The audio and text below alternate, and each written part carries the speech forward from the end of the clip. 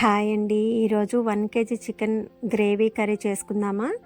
1 KG chicken శుభ్రంగా కడిగేసి పసుపు 1 స్పూన్, 3 టేబుల్ స్పూన్ల కారం, అల్లం వెల్లుల్లి పేస్ట్ 1 స్పూను సాల్ట్, కొంచెం కొత్తిమీర వేసేసి మ్యాగ్నేట్ చేసేసి పక్కన పెట్టుకుందాం.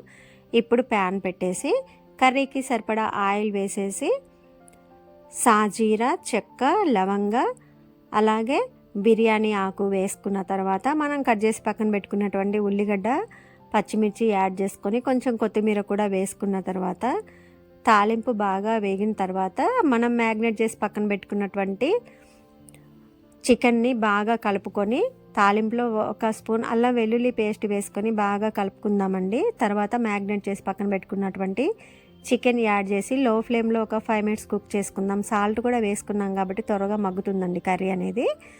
ఇప్పుడు మనం ఒక 3 టమాటా కట్ చేసి యాడ్ చేసుకొని కొంచెం సాల్ట్ వేసుకుందాం. మ్యాగ్నేట్ చేయడానికి కొంచెం వేసుకున్నాం, టమాటా వేసుకున్న తర్వాత కొంచెం వేసుకున్నాం. సో సాల్ట్ అనేది ఖచ్చితంగా సరిపోతుంది. టమాటా వేసుకొని సాల్ట్ వేసుకున్న తర్వాత మూత పెట్టేసి ఒక 2 మినిట్స్ లో ఫ్లేమ్లో కుక్ చేసుకున్న తర్వాత టమాటాలోంచి వాటర్ మొత్తం బయటికి వచ్చేస్తుందండి.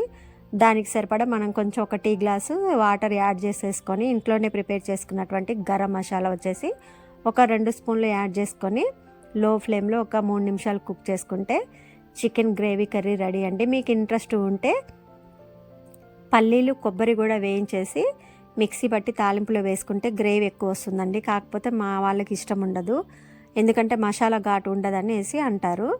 అందువల్ల మనం రిలేటివ్స్ ఉన్నారు, కొంచెం ఎక్కువ కర్రీ కావాలనుకున్నప్పుడు కొబ్బరి, పల్లీలు నూనెలో వేయించేసి మిక్సీ పట్టి తాలింపులో యాడ్ చేసుకుంటే గ్రేవీ ఎక్కువ వస్తుందండి.